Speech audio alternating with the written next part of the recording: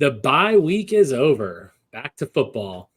Are we on upset alert right now with the Rutgers game? We'll get into that and more on the Bucky Report.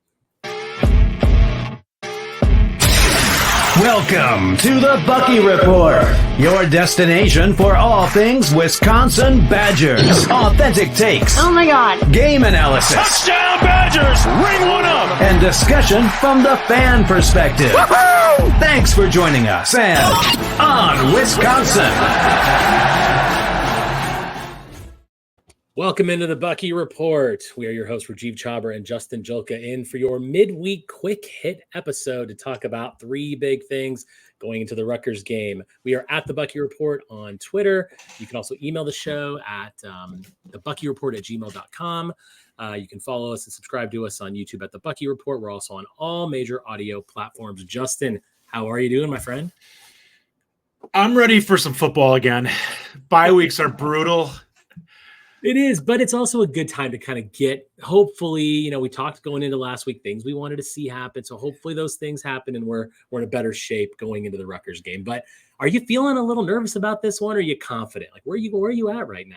I am confident. I come into this game feeling good about this team, feeling like we're going to see them take an obvious step, that when we see them take the field, there's going to be some things that just look a lot cleaner, a lot slicker. Like we've kind of taken that extra little nudge in the direction of what we expected to see when the season started in terms of the offense and defense. So I'm looking forward to this. Yeah, I'm also confident too. I mean, I think that I'm sort of, now that I've sort of gotten over my disappointment of constantly thinking this is the game we're going to blow up, I just want to see improvement. I just want to see like weekly improvement. What are we doing differently? How are we progressing through the season and making us better each week? And I feel like we've done that. And there's a lot to be said for, how we've achieved things. And look at the first half of the Purdue game. It was great. So yeah, I'm very happy with that. And so I am feeling confident. I actually believe like this could maybe be the week that we see some solid stuff happening. But that being said, let's get into this, man. We're going to go through our weekly. The Bucky Report's three big things. Notice that I did not loop it a second time that time. I got it right. Hey, I love seeing it, man. The growth week to week from you has been incredible. Well said, Justin. Well said. Yes. And if you're watching on YouTube, you'll see that I really like all the different colors of backgrounds that we can use on this show. So we've had red, and this is a black one, and now we're going to do a white one. We're in our alternates. Yeah. We're in our alternates. We're hoping that the Badgers wear alternate jerseys. This is kind of our message, to wear alternate jerseys. But all right, Justin, kick this first one off, man. Three big things. Three big things. Number one, passing game. Show us what you're made of. We've been waiting with this air raid offense, and I realize it's meant to be balanced. But since this has happened, we knew that there were going to be games where we'd be a little bit more run heavy, and we knew that games would be a little bit more pass heavy. I am patiently waited. I'm ready for us to have that game where we just terrorize a team through the air, and it looks like it's clicking. And I'm hoping that this is the week that we see it. I think that Rutgers is a solid defense, but I don't think that they should be able to hold down our passing game. And I think they're going to come heavy at the run. I think that that's going to be their goal in this game, and I think they're going to try to make Mordecai beat him. And I think he's going to do it. I think this is going to be the week where we see him start to carve up a team through the air a little bit. Yeah, and one thing to point out, though, Rutgers is a solid team. They're a real team. They played well. They're obviously not in any position to win the East. Like, there's no way that's happening. Yeah. And they got smoked by Michigan. So, look, but they've done well. They're overperforming, I think, what people kind of thought coming into the season. So we have to respect this team, which is why I kind of said, are we on upset alert? And there's different publications, nationwide that have us on like upset alert this week. And this is what happens, right? We've got a rival coming to town next week.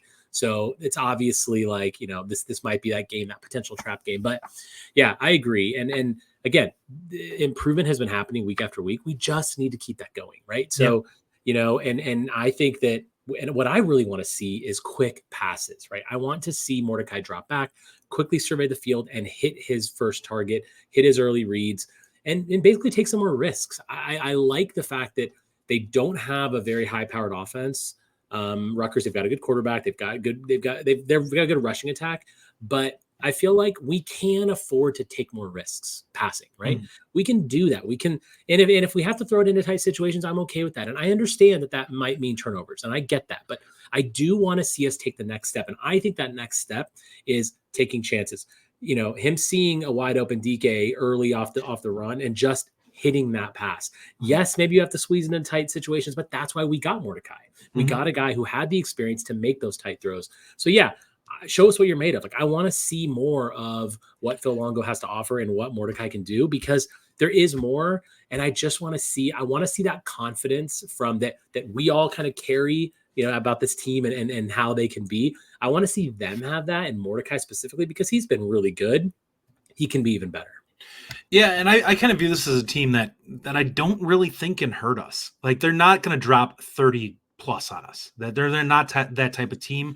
Even when they're working well, they're run first offense. So it's not a team that we can look at where if we make a bunch of mistakes, they have a chance to jump on top of us and suddenly we're down 21-0. This is a team that's going to grind you. So it's a game that we're going to have opportunities if the defense plays solid, that we should be able to take some chances through the air if we want to in this game, if they're going to be coming downhill or putting 8 in the box. Now, that being said, Rutgers has put up points this year, and I know they haven't always had the best opponents. Now, when they played Michigan, I was actually trying to look at their schedule. Yeah, they only put up 7 against Michigan, but and it was on one pass play that took up like half their yards in the game. Right. But, they have put up points, and we haven't looked super stellar defensively. So I think that they can do some damage. But let's move on to number 2. I'll kick this one off. Rush defense needs a strong showing. Well, this is kind of one that we've talked about a little bit before, but we know that this team's going to run the ball. They also have a quarterback that can run. He's averaging 4.5 yards a carry, the quarterback. His name is Gavin Wimsatt. Yeah. So, I mean, look, he's playing well. He's going to be a threat, similar to what Cam Ward, similar to what Hudson Card. There's an athletic quarterback that can definitely give us some trouble, especially if we have trouble tackling in space again, like we talked about. But the rush defense has got to be there. And to me, it's about seeing the linebackers fill the gaps more, have better gap integrity, reading the play better, and actually making that play. I want to see stuffed runs. I want to see them run into the line, get a yard or two, and then stop. We haven't really seen that. We've seen sort of like the seas just part for these guys, and then all of a sudden the running backs are going through. They're getting to the second level. They're getting 7-8 yards of carry, and that can't happen because that is going to keep our offense off the field. It's going to keep them in time of possession. Time of possession is something I'm really focused on this week. I want to see kind of how that looks, because that's going to dictate whether or not they can control the clock with their run game and with their quarterback play. So, yeah, we've got to stop the run. And specifically, it's the inside linebackers. I want to see Jake Chaney, Jordan Turner, and Mumajong Meta really come to play here, because like you said, we know they're going to run. We know what's coming at us. This is just, can you stop it? And as we look down the schedule at Iowa, Ohio State, and other teams that we're going to play, we need to be able to stop Rutgers running the ball. So this is kind of that litmus test for us and kind of where we are post bye week. And it's got to happen. And specifically the inside linebackers, I'm really focused on those guys, how they hit those gaps, and can they make the play there? Yeah, I completely agree. I mean, the big difference in quarterback here is that unlike the Ward and Card, this is not a guy that can exploit you downfield. He's a guy that's going to do it within 10 yards. It's going to be a lot of dink and dunk, but he's not a guy that's going to be able to take the top off the defense. Part of that is due to the fact that they just don't have the players on the outside. So they don't really have anyone that's going to be able to really tax the corners. So you have to make them pay for that. You have to take advantage of it, and the defense has to come downhill and keep them behind the sticks. And if we can do that, then the defense will be fine. And this is a game that we should be able to control. We have the talent advantage here. It's a team that we should be able to win this game comfortably. That does not mean that they're going to hand it to us. Rutgers is going to, I expect them to be disciplined. I expect them to maximize what they're capable of, but it's our job to prove that that's not enough. Mm-hmm. For sure. You're right about that. It is our job to do that, and we need to put them in their place, so to speak. What's your take on Chaney and Turner and John Meta? And I mean, like what they can do? And do you see, I think the question I have for you is, do you see a lot of improvement coming from this group, or do you feel like they are what they are and we need to live with it? I don't think they are what they are. I actually think that there's a lot of improvement to be had there. I don't know if we'll see it or not. This is the question that the one thing I've seen from the film that we've watched so far this year has been that they seem super tentative and they do not seem to be coming downhill, especially in the run game. And that's something that can definitely be improved on. But that's instincts. Like, do these guys, are they comfortable enough that they trust their eyes and they're going to just come downhill? And if that's the case, we could look very improved on defense. I don't know if we'll see that or not. It will be really interesting to see. But if they can, I expect a lot of improvement on the defensive side, especially in run defense. Yeah, no, I think very, very well said. All right, let's go to number 3. Kick this one off. Number 3, procedural penalties. Is there an echo? This has been one that's been stuck in our craw, and I realize we've discussed this one in last week's episode, but this is the thing that we need to see this week to prove that it's just gone. And I think that coming out of the bye week here, this is something that we should see as this should be a foregone conclusion, in my opinion. The stupid penalties that are pre-snap should be done now. You've had a week to drill on this stuff to get it out of your system. Let's get our head locked in here and go for the rest of the season now, because this stuff is stupid things that you can't afford to have against better teams.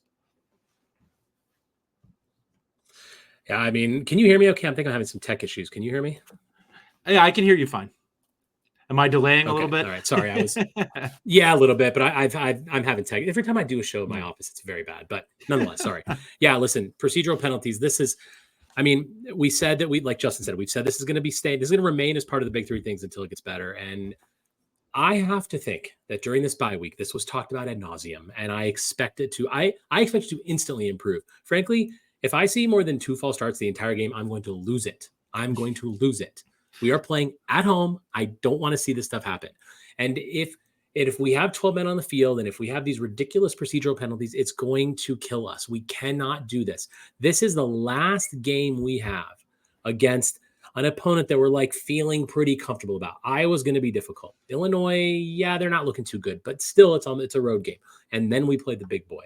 So there's not a lot of warm-up time anymore. We've had our warm-up time. Now we need to show what we can do against Rutgers, and this kind of stuff cannot happen. My gosh, honestly, the false starts have to stop. I can't even believe that we're still talking about this, honestly, right? I mean, it's crazy. The reality is, if we want to give Ohio State a game in a few weeks, it has to start now. The climb has to start. The play overall needs to start going up the charts. We need to start looking like we have it together offensively. Defense needs to start cleaning it up and getting tighter. And listen, it's not going to be perfect. I don't expect our defense to be like it had like the 2017 defense.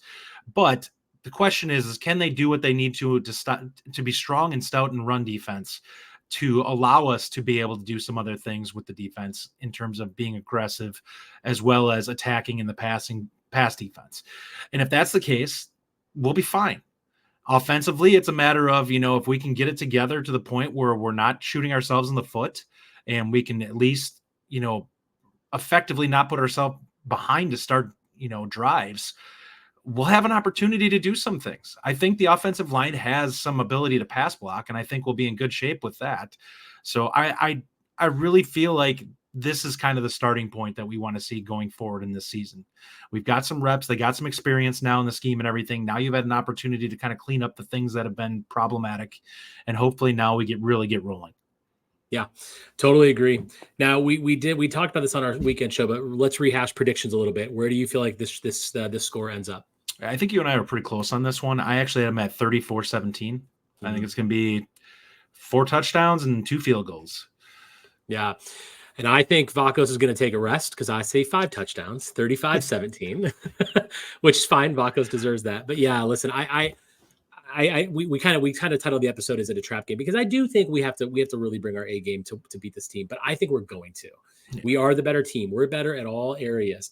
I think their quarterback can definitely give us fits. We do need to tackle better, but at the end of the day, we've got the talent at all the levels. And I do think this is a game where we kind of come out and pump our chest out a little bit and say, all right, Big Ten West, like we're going to dominate this. We can win this conference, not only the West, but the conference in general. Mm-hmm. So, but yeah, this is kind of a statement game for us, and it's a home game. It's homecoming, by the way, which is great. So maybe it's next week homecoming. I think it might be homecoming. I think it's homecoming. Yeah. So let's put on a good show. Let's get it done. But yeah, I think 35-17 is my score prediction. I'm really excited about seeing the Badgers. And yeah, I'll tell you what, bye weeks are stink, right? 2 weeks without the Badgers, that's no fun. I mean, we live for this stuff. Clearly, Justin and I and our good friend Ryan, we all live for this. This is all we do. This is all we ever talk about. I have way too much time on my hands to be going without football for a weekend. So, I love watching the other games, but it's not the same as the Badgers. So definitely needed to get back to this. Definitely. All right, guys. Thanks for listening to our quick hit midweek episode, 3 big things. We will be back for, listen to this now. We're doing a live show this weekend. Normally we do our recorded shows on Sunday night. We release them Sunday night. We want to do a live show because we want to get involved with the community a little bit and have you guys comment. So if you're not subscribed to the show, please subscribe, hit the notify bell so you can know when we're starting our live show. We'll probably go sometime Sunday night. But we'd love to have you in the show. If you're a subscriber, you can comment on it. We'll put up your comments similar to what we've done on Locked On Badgers. We want your voice to be a part of it. We're going to talk about the Rutgers game in detail, go over all that. A quick early kind of look at the Iowa game as well, which is obviously one of our big games of the season. So, Justin, any final thoughts? Let's go get a win. Heck yeah, there you go. And on that, you've been listening to the Bucky Report. Thank you.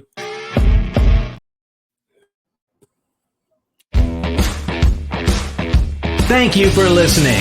If you enjoy the show, subscribe to our YouTube channel at The Bucky Report or The Bucky Report Podcast from wherever you get your content. Until next time, on Wisconsin!